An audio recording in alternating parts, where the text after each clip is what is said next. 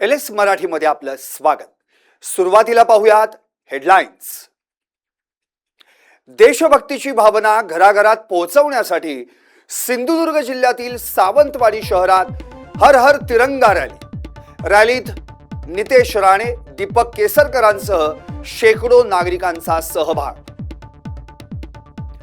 वाशिम मध्ये पोटच्या मुलानं केली आपल्याच आईची गळा आवळून हत्या। आपल्याला महत्व न देता मुलीला अधिक महत्व देत असल्यानं केली हत्या। वाशी पोलीस ठाण्यात गुन्हा दाखल।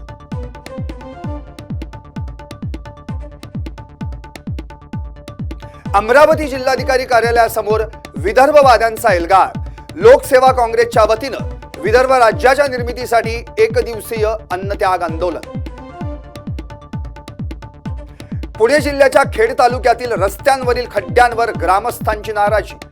वाकी बुद्रुक ग्रामस्थांनी रस्त्यावर प्रतिकात्मक प्रेत ठेवत खड्ड्यांना वाहिली भावपूर्ण श्रद्धांजली।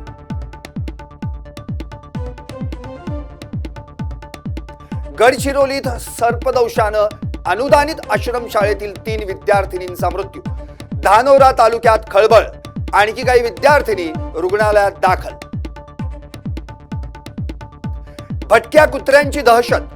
कल्याण रेल्वे स्टेशन परिसरात सकाळपासून 10 ते 15 जणांवर कुत्र्यांचा हल्ला, तर पिंपरीत एका चिमुकलीवर कुत्र्यांच्या टोळीनं जीव घेणा हल्ला केल्याचा व्हिडिओ समोर।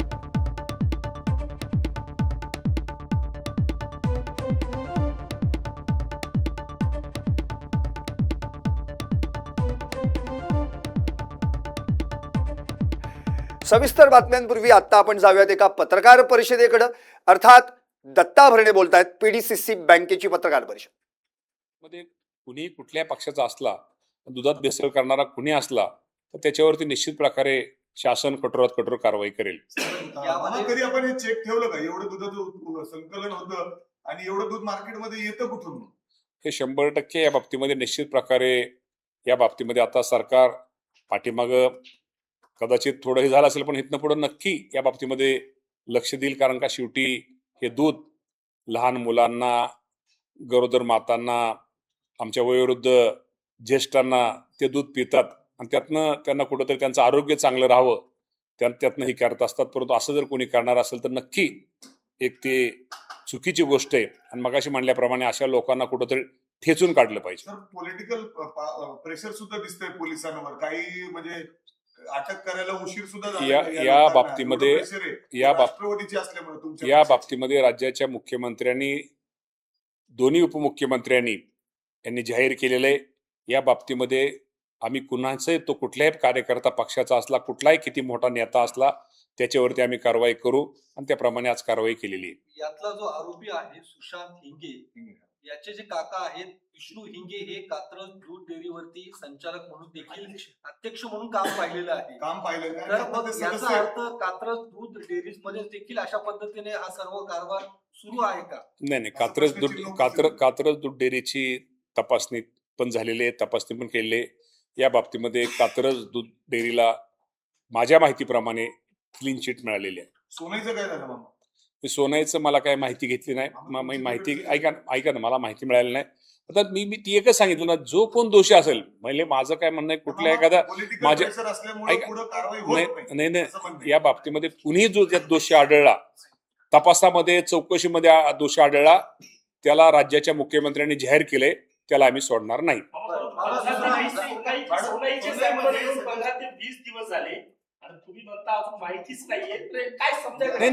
नाही, माहिती म्हणत नाही मी तुम्हाला, की ह्यामध्ये चौकशीमध्ये, तपासामध्ये जो कोण दोषी आढळेल त्याला राज्याच्या मुख्यमंत्र्यांनी जाहीर केले, त्याला आम्ही सोडणार नाही।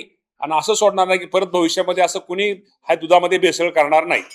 राज्यात किती ठिकाणी असं सगळं सुरू असेल? मग आता सुरुवात तर झालेली आहे, नाही, सुरुवात तर झालेली आहे। आता हळूहळू सगळंच रॅकेट बाहेर येईल, त्यामुळे निश्चित प्रकारे आपल्या सगळ्याला एक माहिती आहे की या बाबतीमध्ये त्यांची एकदा कारवाई झाल्यानंतर दुसरी कोणाची हिंमत होणार नाही। राजकीय प्रश्न, प्रशांत किशोर यांची राष्ट्रवादी काँग्रेसच्या राजकीय सल्लागारमध्ये नियुक्ती झाली का नाही झाली, काय नेमकं? कारण त्याच्यावर तुम्ही एकीकडे म्हटला होता की राजकीय सल्लागार म्हणून त्यांची नियुक्ती झाली, प्रदेश अध्यक्ष म्हटलं तसं काही झालेलंच नाहीये. कुठंतरी विसंवाद राष्ट्रवादी काँग्रेसमध्ये दिसून येतोय. प्रशांत किशोर वीस संवाद म्हणण्यापेक्षा हा विषय राजकीय सल्लागार नेमणं, त्याला हे करणं, हा विषय आमच्या प्रमुख ह्या सुनेत्रा वहिनी पवार आहेत. तो त्यांचा निर्णय आहे आणि तोच त्या बाबतीमध्ये सुनेत्रा वहिनीच या बाबतीमध्ये आपल्याला निश्चित प्रकारे आपल्याला सगळ्यांना माहित आहे की निवड होण्यापेक्षा प्रशांत किशोरांचा आणि अजितदादा पवार साहेबांचा आणि पार्थदादा पवारांचे संबंध खूप चांगले होते आणि दादा नसल्यामुळे कदाचित त्यांची ती एक सदिच्छा भेट वहिनींना होती आणि भेटीनंतर निश्चित प्रकारे त्यामध्ये कुठल्याही प्रदेशाध्यक्ष बदलाची किंवा कुठली राजकीय चर्चा झालेली नाही आणि झालेली नसावी. परंतु या बाबतीमध्ये निश्चित प्रकारे कुठेतरी बातम्या थोड्या वेगळ्या येत आहेत, समज गैरसमज होत आहेत. परंतु माझ्या माहितीप्रमाणे असं कुठलंही गोष्ट नाहीये. प्रशांत किशोर हे त्यांचा आणि दादांचे संबंध होते, त्यामुळे ते वहिनींना भेटायला आले होते. तुम्हाला काय वाटतं, खरंच राष्ट्रवादी तुमच्या या पक्षाला राजकीय सल्लागाराची गरज आहे का? तुमच्याकडे तर किती चांगले नेते आहेत, प्रफुल्ल पटेल असतील, पार्थ पवार असतील, तटकरे असतील, तुम्ही स्वतः एवढे सिनियर आहात, एवढे सगळे तज्ञ असताना तुम्हाला कशाला गरज आहे? वाटतं का खरंच गरज आहे या राजकीय शेवटी सल्लागाराची? तुम्हाला मी सांगतो, कुठलाही पक्ष किती नेता मोठा असला तरी सल्लागार असलेला कधी चांगला असतो, चांगला सल्लागार असलेला कधी चांगला असतो. ठीक आहे, शेवटी काय का ना सल्लागार असला तरी कुठला सल्ला ऐकायचा आणि कुठला ऐकायचा नाही तो प्रमुखांचा निर्णय असतो. प्रदेश अध्यक्ष बदलाची चर्चा नेमकी आल्या कुठून? ज्या पद्धतीने मी तुम्हाला सांगतो, मी पुन्हा एकदा परत सांगतो, आमच्या सुनेत्रा वहिनी पवार प्रमुख आहेत, आमचे प्रदेशाध्यक्ष तटकरे साहेब आहेत, आमचे देशाचे नेते प्रफुल्लभाई आहेत, छगन भुजबळ साहेब आहेत. हे सगळे नेते राष्ट्रवादीचे आमचे भक्कम आहेत. ह्यांच्या सगळ्यांच्या नेतृत्वाखाली आणि सुनेत्रा वहिनी आमच्या प्रमुख आहेत, यांच्या मार्गदर्शनाखाली आमच्या पक्षाचं संघटन हे जोरात आहे आणि ग्रामीण भागामध्ये निश्चित प्रकारे आजही या पक्षाची ताकद ही मोठी आहे. त्यामुळे कोण भेटला, कुणी काय सल्ला दिला किंवा कुठं समज गैरसमज असा झाला, असं कुठलंही आमच्या पक्षामध्ये कुठलंही बदलाचं किंवा कुठला विषय नाहीये आणि आमचे संपूर्ण सगळे अधिकार हे सुनेत्रा वहिनी पवार यांना आहेत.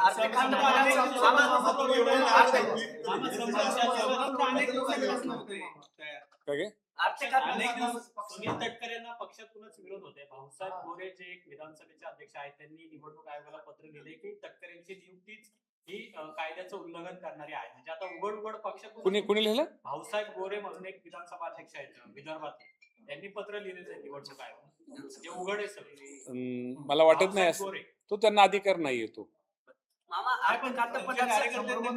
नाही, तो त्यांना कसं आहे हो का, कुठला कार्यकर्ता कोण पत्र लिहिल, शेवटी प्रदेशाध्यक्षाच्या बाबतीमध्ये निर्णय घ्यायचा अधिकार हा सुनेत्रा वहिनी पवार यांचा आहे. तर सुनेत्रा वहिनी पवार यांचा अधिकार मी पण घेऊ शकणार नाही. अर्थखातपदाचं घोंगडं अजून भिजत आहे. राष्ट्रवादीकडे दादांकडे ते खातं होतं, वर्षानुवर्ष दादाने ते खातं सांभाळलं, पण आता एवढे दिवस झाले पण त्या खात्याबाबत अजून निर्णय येत नाही. राष्ट्रवादी अडून बसले, एकनाथ शिंदे विरोध करतात असं देखील कानावरती येत आहे. काय नेमकं या बाबतीमध्ये कोणाचा विरोध नसावा. राज्याच्या मुख्यमंत्र्यांनी जाहीर केलेलं आहे की या बाबतीमध्ये निश्चित प्रकारे शेवटी मुख्यमंत्री निर्णय घेताना शेवटी आपल्याला माहिती आहे की त्यांच्याही वरिष्ठांचा त्यांना माहिती द्यावी लागते आणि त्यांचाही त्यांना सल्ला घ्यावा लागतो. त्याप्रमाणे देवेंद्र फडणवीस साहेबांनी सांगितलेलं आहे की या बाबतीमध्ये निश्चित प्रकारे आम्ही योग्य तो निर्णय घेऊ. आपण त्यांच्या निर्णयाची वाट पाहू. मामा, तटकरेंबद्दल काही तुमच्या पक्षात नाराज आहेत का? कारण की स्थानिक नेते मंडळी आहेत किंवा कार्यकर्ते आहेत ते तटकरेंच्या विरोधात वारंवार बोलताना दिसत आहेत आणि प्रदेशाध्यक्ष पदावरून त्यांची हकालपट्टी करावी किंवा प्रदेशाध्यक्ष नवीन द्यावा अशी मागणी केली जाते. या बाबतीमध्ये आता आम्ही सगळे आमदार आहोत, आमच्यात तर कसं कोणाचंच, आता शेवटी आम्ही प्रमुख आहे, आम्ही जनतेमध्ये असतो, आम्ही ग्रामीण भागामध्ये असतो, असं मला आमच्यामध्ये कुठलाही आमदार कुठं बोलताना किंवा हे करताना तिथं ते दिसलेले नाहीयेत. त्यामुळे निश्चित प्रकारे आज ऐका ना, हा जो विषय आहे तो सुनेत्रा वहिनी पवार यांचा आहे आणि सुनेत्रा वहिनी पवार जो निर्णय घेतील तो आम्हा सगळ्यांना मान्य असेल. उद्या पुण्यामध्ये तिरंगा रॅली होणार आहे, त्याला स्वतः राज्याचे मुख्यमंत्री असणार आहेत. तुम्ही बी जाणार का त्याच्यामध्ये, त्या तिरंगा रॅलीमध्ये? कारण तुम्ही अलीकडं इतर कार्यक्रमांमध्ये कमी तर भाजपाच्या कार्यक्रमांमध्ये जास्त दिसतात, कारण तुम्ही सध्या मुख्यमंत्र्यांवर प्रचंड खुशा. मुख्यमंत्री आमचे नेते, खरंच एक चांगला मुख्यमंत्री या राज्याला मिळाला आहे. एकनाथ शिंदे साहेब असतील, सुनेत्रा वहिनी पवार साहेब असतील आणि शेवटी मी राज्याचा कृषी मंत्री आहे आणि कृषी विभागाचे जे कार्यक्रम असतील ते कुठल्या पक्षाचे कुणाचे आहेत ते बघण्यापेक्षा ते कार्यक्रम शेतकऱ्यांच्या हिताचे आहेत आणि शेतकऱ्यांच्या हिताच्या कार्यक्रमाला कुठल्याही पक्षाने मला बोलवलं तर मला मी जाऊ शकतो आणि मला जाणं गरजेचं आहे. उद्या तिरंगा रॅलीला असणार का मग? तिरंगा रॅलीच्या बाबतीमध्ये आतापर्यंत मला बोलवलेलं नाहीये. जर बोललो तर नक्की जाईल. मामा अलीकडे जयंत पाटील आणि मुख्यमंत्री दोघे एकत्र खूपदा एकदा आपल्याला पाहायला मिळतात, प्रवासही करतात. काय वाटतं? आपण हे जयंत पाटलांना साहेबांनाच विचारा ना. तुम्हाला जर प्रदेशाध्यक्ष पदाची ऑफर आली तर तुम्ही स्वीकारणार का प्रदेशाध्यक्ष पद?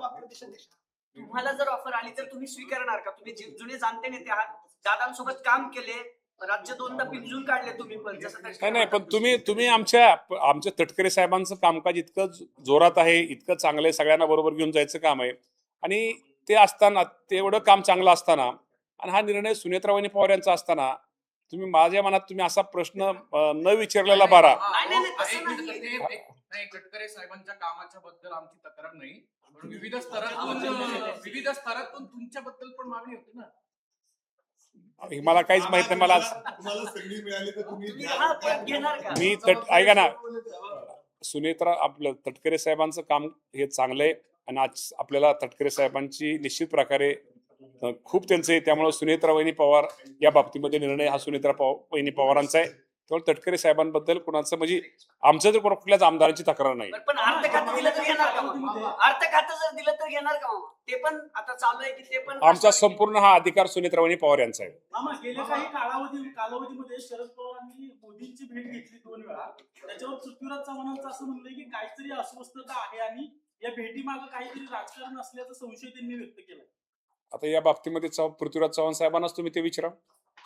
तुम्हाला काय वाटतं? नाही, मला काहीच माहिती नाही, मी कसं त्यांचं सांगणार आहे. नुकत्याच काही पक्षाच्या नियुक्त झाल्या, युवतेच्या अध्यक्षपदी यांच्याकडे दिलं, मला नवऱ्यांकडे काय क्रायटेरिया लावले? नाही, शेवटी आता कुठं तर पक्षात बदल म्हणून नवीन नवलेताई त्यांचं कामकाज पूर्वी सरपंच म्हणून खूप मोठं काम आहे, युतीमध्ये त्यांचं संघटन चांगलं आहे. त्यामुळे राज्यामध्ये एक नवीन म्हणून ते सगळीकडे फिरतील आणि पक्ष संघटना आमची वाढवतील, त्यामुळे त्यांना दिलेलं आहे. बोगस खतं बियाणं औषधं सगळीकडे पाहायला मिळत अनेक ठिकाणी. एफडीएस सारखी आपण कारवाई करणार का? 100% कारवाई आम्ही करतो. तुम्ही बघितलं काल असं कोण चुकीचं करत असेल तर ताबडतोब दुकान FIR दाखल ताबडतोब करतोय आणि या बाबतीमध्ये कुणी भेसळ किंवा कुणी जर केलं तर किंवा ह्याच्या बाबतीमध्ये आम्ही कुठे त्याला सोडलेलं नाही. नुसता परवाना निलंबित होतोय, मात्र कंपन्यांवरती फौजदारी कारवाई होणार. 100% कंपनीवरती फौजदारी ज्या चुकीच्या कंपन्यांनी जर चुकीचं भेसळ त्यात युक्त आलं त्यात ज्या नियम आहेत बसलं तर आम्ही त्याच्यावरती कारवाई करू. थँक्यू.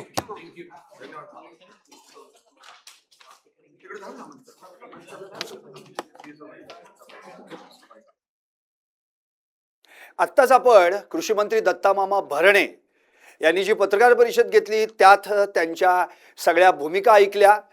अक्षरशः प्रशांत किशोर आणि सुनेत्रा पवार यांच्या भेटीपासून ते दुधात होणाऱ्या भेसळीपासून सगळे प्रश्न त्यांना विचारण्यात आले. पत्रकारांनी अनेक बाउन्सर आणि गुगली देखील टाकली, पण अर्थात त्यांनी त्याला टोलवून देखील लावलेलं आहे. त्यामुळे आता दत्तामामा भरणेंचे हे सगळे विचार ऐकल्यानंतर आता जाऊयात थेट जळगावमध्ये. पाहूयात जळगावमधून बातमी काय. गुजरात आणि मध्य प्रदेशच्या धर्तीवर महाराष्ट्रातही दरवर्षी मोठ्या भक्तिभावानं साजऱ्या होणाऱ्या दशामाता नवरात्रोत्सवाला आता अवघे 2 दिवस उरलेत. यंदा उत्सवाचा उत्साह कायम असला तरी भाविकांच्या खिशाला मात्र चटका बसणार आहे. विदेशात सुरू असलेल्या युद्धाच्या परिणामामुळे मूर्ती तयार करण्यासाठी लागणाऱ्या कच्च्या मालाच्या दरात वाढ झाली आहे. दशामाता मूर्तींच्या किमतीत तब्बल 20 ते 25% वाढ झाल्याची माहिती मूर्तिकारांनी दिली आहे.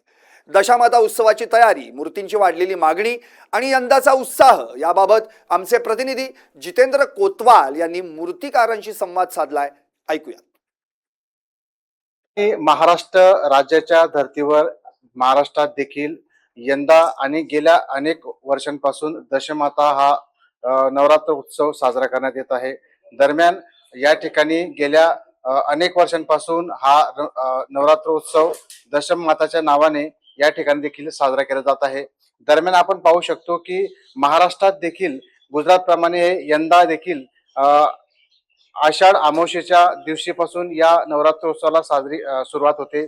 त्यानंतर 9 दिवस 9 रात्र या ठिकाणी आपल्या महाराष्ट्राप्रमाणे नवरात्राच्या जसा साजरा केला जातो त्याच पद्धतीने दशमाताचा जो उत्सव आहे तो उत्सव महाराष्ट्रात देखील मोठ्या उत्साहात साजरा केला जातो. आपल्या सोबत आहेत काही मूर्तिकार, त्यांच्याकडून ही संपूर्ण माहिती जाणून घेणार आहोत. दादा, काय सांगाल, गेल्या वर्षीप्रमाणे यंदा देखील मूर्तींना कशी मागणी आहे? गेल्या वर्षाप्रमाणे म्हटलं म्हणजे मागच्या वर्षी जे होतं ते 50% आमच्यावाली मागणी होती. या वर्षी जवळपास डायरेक्ट 90% झालेली आहे. मग हा सण जो आहे हा गुजरातमध्ये जास्त साजरा केला जात होता, पण मग आता महाराष्ट्रामध्ये म्हटलं म्हणजे आता 100% लोक महाराष्ट्रामध्ये पण हे माताचा सण साजरा करतात. जवळपास नवरात्र जसं आपल्या महाराष्ट्रामध्ये होतं तसं आता दशमाताचा पण होतंय. त्यामुळे आमचं काही जे काही रंगरंगोटी आहे त्याची वाली 30% किंवा 25% वाढ झालेली आहे. मागच्या वर्षी जी मूर्ती 4, 4.5, 5,000 होती तीच मूर्ती 8 ते 9 हजाराने, कारण की त्यांचे सर्वच गोष्टीचे भाव वाढलेले आहेत. आणि मूर्तीची सजावट आणि ते 3 फुटापासून ते 11 फुटापर्यंत मूर्ती असते. गुजरात आणि मध्य प्रदेशच्या धर्तीवर असलेल्या भाविकांप्रमाणे यंदा महाराष्ट्रातील भाविकांमध्ये अधिक उत्साह यामध्ये दिसून येत आहे. गेल्या 2 दिवसापासून 2 दिवसानंतर आता या उत्सवाला सुरुवात होणार आहे. त्यामुळे आता या उत्सवाची रंगत लवकरच 2 दिवसामध्ये पाहायला मिळणार आहे. जितेंद्र कोतवाल, LS मराठी, जळगाव.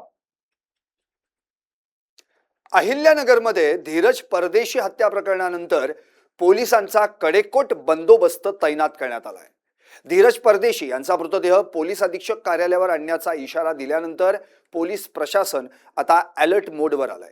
कायदा हातात घेण्याचा प्रयत्न केल्यास कठोर कारवाईचा इशारा पोलीस अधीक्षक मुमुक्का सुदर्शन यांनी दिलाय. या पार्श्वभूमीवर पोलीस अधीक्षक कार्यालयाबाहेरून आमचे प्रतिनिधी गोविंद फुणगे यांनी आढावा घेतलाय. अहिल्यानगर महानगरपालिकेचे कंत्राटी कर्मचारी धीरज परदेशी हत्या प्रकरणी अहिल्यानगर शहरात बंद ठेवण्यात आलेला आहे आणि अहिल्यानगर शहरात अनुसूचित प्रकार घडू नये आणि शहर शांत राहावे म्हणून अहिल्यानगरचे पोलीस अधीक्षक मुमक्का सुदर्शन यांनी देखील कडक पावले उचललेली आहेत आणि संपूर्ण शहरामध्ये तो चोख पोलीस बंदोबस्त ठेवण्यात आलेला आहे. कुठल्याही अफवांवर विश्वास ठेवू नका. कुठलाही अनुचित प्रकार घडल्यास तात्काळ अहिल्यानगर पोलिसांशी संपर्क साधावा असं देखील आवाहन पोलिसांच्या वतीने केलेलं आहे. दुसरीकडे मात्र अहिल्यानगरचे आमदार संग्राम जगताप यांनी जे आहे ते मृतदेह पोलीस अधीक्षक कार्यालयावर आणण्याचा इशारा दिला होता. त्या अनुषंगाने पोलीस देखील आता अलर्ट झालेले आहेत आणि पोलीस बंदोबस्त देखील मोठ्या प्रमाणात वाढवण्यात आलेला आहे. पोलीस अधीक्षक मुमक्का सुदर्शन यांनी नुकतंच आपल्या माध्यमांशी बोलताना सांगितलेलं आहे की या प्रकरणात 6 आरोपींना जे आहे ते पोलिसांनी अटक केलेली आहे. पोलिसांची चौकशी देखील सुरू आहे. 6 आरोपींना अटक केल्यानंतर त्यांना न्यायालयात हजर केल्यानंतर त्यांना पोलीस कोठडी देखील सुनावण्यात आलेली आहे. पोलीस योग्य दिशेने तपास करत आहेत. त्यामुळे कुठल्याही नागरिकांनी कायदा हातात घेऊ नये असं आवाहन पोलीस अधीक्षक मुमक्का सुदर्शन यांनी देखील केलेलं आहे. कुठेही अनुचित प्रकार घडला आणि कायदा हातात घेण्याचा प्रयत्न जर कुणी केला तर पोलीस योग्य ती कडक कारवाई करेल असा इशारा देखील पोलीस अधीक्षक मुमक्का सुदर्शन यांनी दिलाय. त्याच बरोबर दुसरीकडे देखील हिंदुत्ववादी आमदार गोपीचंद पडळकर हे देखील अहिल्यानगर शहरामध्ये थोड्याच वेळात दाखल होणार आहे. आमदार संग्राम जगताप यांनी देखील आंदोलनाचा इशारा दिलेला आहे. त्यामुळे आता काही वेळात हे जे प्रकार आहे ते कुठे वळण घेणार हे देखील बघणं तितकंच महत्वाचं असणार आहे. कॅमेरामॅन ऋषीरावसह गोविंद फुनगे, LS मराठी, अहिल्यानगर. धीरज परदेशी यांची हत्या ही अत्यंत दुर्दैवी घटना असल्याची प्रतिक्रिया आमदार गोपीचंद पडळकर यांनी दिली आहे. या प्रकरणातील आरोपींविरुद्ध कठोर कारवाई झाली पाहिजे असं देखील त्यांनी म्हटलंय. आरोपींच्या घरांवर बुलडोझरची कारवाई करा, दोषींना फाशीची शिक्षा द्या. अहिल्यानगरमधील हत्या प्रकरणावर गोपीचंद पडळकर आता आक्रमक झालेत.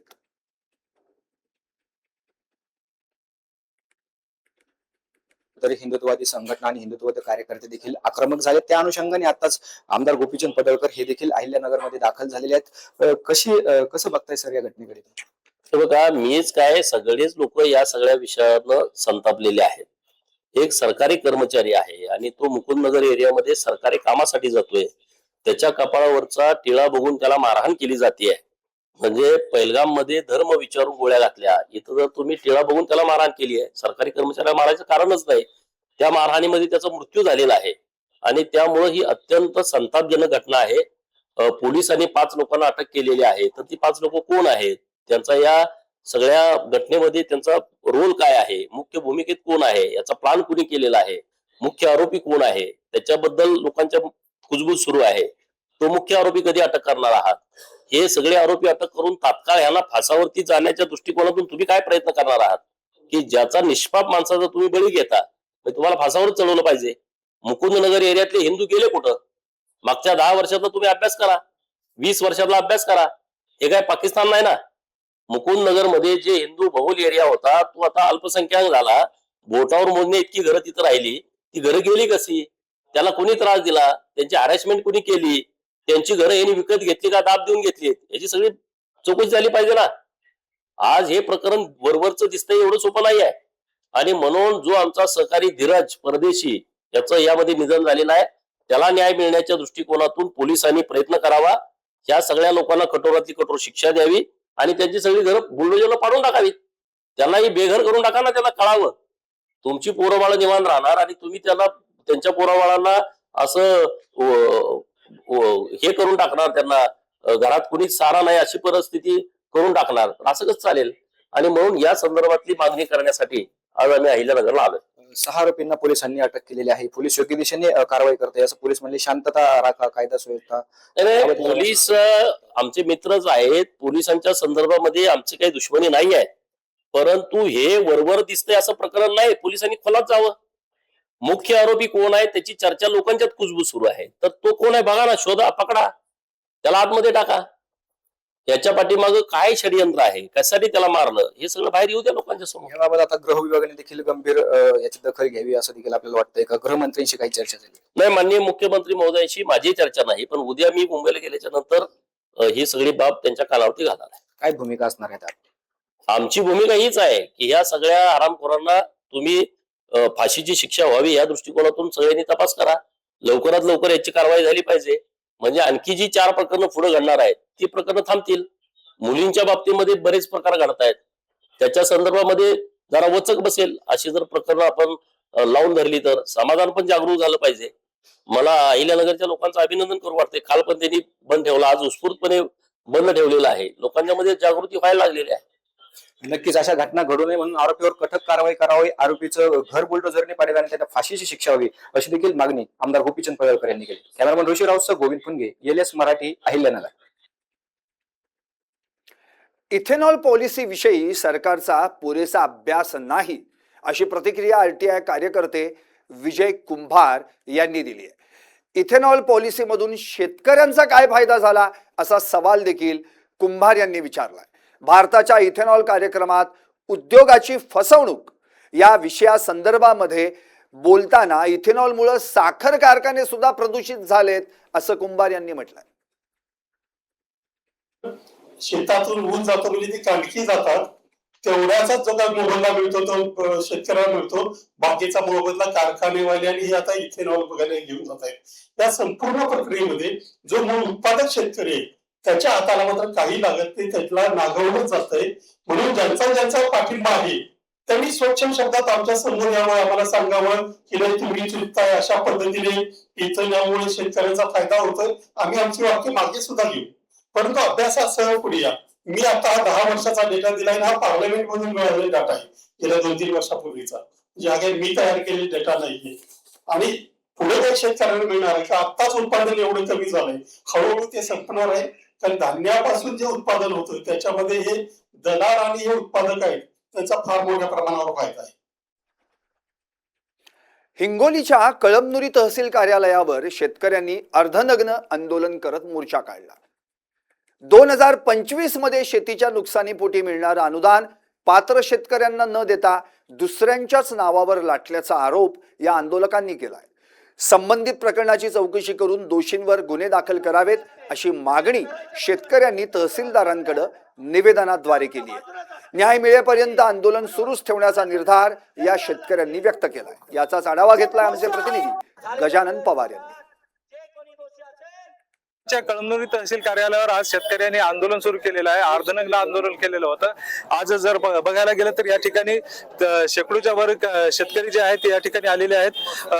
दादा मला सांगा, आज आपण अर्धनग्न आंदोलन केलेलं आहे, काय नेमक्या मागण्या आहेत? नाही, मुळात तर राज्य सरकारने जे आपत्ती व्यवस्थापनाच्या माध्यमातून शेतकऱ्यांना खरेदीसाठी निधी दिला होता तो निधी हडपण्याचं काम इथल्या तहसीलदारांनी व संबंधित अधिकाऱ्यांनी केल्याचे या ठिकाणी बाबूगड झालेले. हिंगोलीमध्ये अनुदानाचा भ्रष्टाचार भ्रष्टाचार झालेला आहे, नंगा नाच इथल्या अधिकाऱ्यांनी चालू केलेला आहे. खऱ्या अर्थाने राज्य सरकार सांगतं की आम्ही हजारो कोटी रुपयाचे पॅकेज जाहीर करतो, मात्र हे पॅकेज जेव्हा अधिकारीच हाणतात तेव्हा खऱ्या अर्थानं म्हणजे दुर्दैव म्हणावं लागेल कृषी प्रधान महाराष्ट्राचं, की इथले अधिकारी भ्रष्टाचारामध्ये म्हणजे भ्रष्टाचारमय झालेले आहेत. आणि खऱ्या अर्थानं जोपर्यंत शेतकऱ्यांना न्याय मिळणार नाही तोपर्यंत क्रांतिकारी शेतकरी संघटना शांत बसणार नाही. वेळ प्रसंगी मुख्यमंत्र्यांच्या बुडाखालची खुर्ची काढायला सुद्धा आम्ही शांत मागं पुढे पाहणार नाही. येणाऱ्या काही दिवसामध्येच आजचं जरी आम्ही या ठिकाणी आंदोलन थांबवणार असेल तरी येणाऱ्या काळामध्ये मुख्यमंत्र्यांच्या बुडाखालची खुर्ची उचलून मात्र निश्चित आम्ही घेणार. आमच्या शेती सगळी खरडून गेलेली आहे. 17-18 एकर जमीन आहे मला. तेवढी जमीन मी पाण्याखाली आहे. तेवढी जमीन खरडून गेली. पीक राहिलं नाही, काही नाही, माती सुद्धा गेली, काहीच आलेलं नाही. आणि आम्हाला जे शासकीय GR नुसार 48 का 47 हजार रुपये हेक्टर प्रमाणे जे पैसे आले होते ते आमच्या खात्यामध्ये आले नाही. आम्हाला तहसीलदारानं चुकीची यादी दिलेली आहे. पहिला पंचनामा झालेला आहे, सरपंच आमच्या सोबत हातसही केलेली, ते पंचनामा तहसीलदारानं आम्हाला दिलेला नाही, वेगळा चुकीचा दिला. त्यामुळं आम्ही या ठिकाणी मोर्चा करायला, आम्हाला फक्त आमचं अनुदान यायला पाहिजे. या ठिकाणी जे शेतकरी आलेले आहेत आमचं अनुदान आम्हाला मिळावं हीच अपेक्षा या शेतकऱ्यांची आहे. आणि संबंधित जे काही संबंधित असतील त्यांच्यावर गुन्हे दाखल करावेत अशी देखील या ठिकाणी या शेतकऱ्यांनी मागणी केलेली आहे. गजानन पवार, LS मराठी, हिंगोली. हेडलाईन्स आणि सविस्तर बातम्यांनंतर आता पाहूयात काही वेगवान घडामोडी. सिंधुदुर्ग येथे मुंबई गोवा महामार्गाच्या संरक्षण भिंतींवर उगवली रानटी झाडं. संरक्षक भिंतीला तडे जाण्याची शक्यता. याकडे महामार्ग ठेकेदाराचं मात्र दुर्लक्ष. केंद्रीय मंत्री अमित शाह सभागृहात उत्तर देण्यास तयार. जंतर मंतर आंदोलनात विद्यार्थ्यांवर लाठीचार्जवर अमित शाह बोलणार. लोणावळ्याच्या गर्दीला पर्यटकांचा फाटा. पवनानगरच्या निसर्गरम्य परिसराला पर्यटकांची पसंती.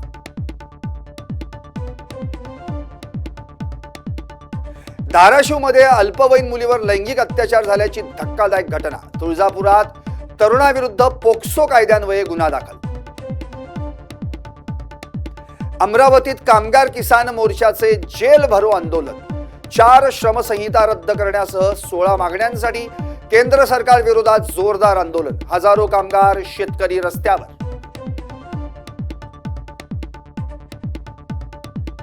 निवृत्त पोलीस उपनिरीक्षकाची 19 लाख रुपयांची सायबर फसवणूक.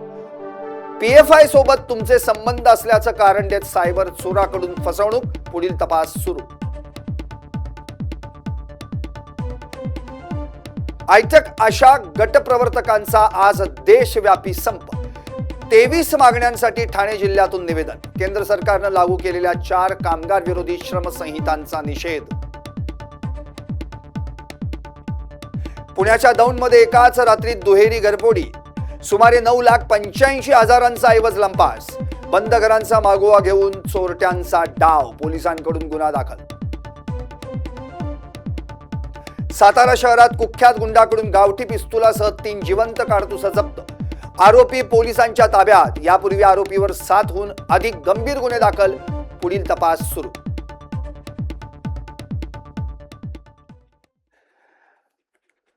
आणि यानंतर अर्थातच आणखी काही विशेष आणि महत्त्वपूर्ण घडामोडींसाठी पाहूयात LS मराठी.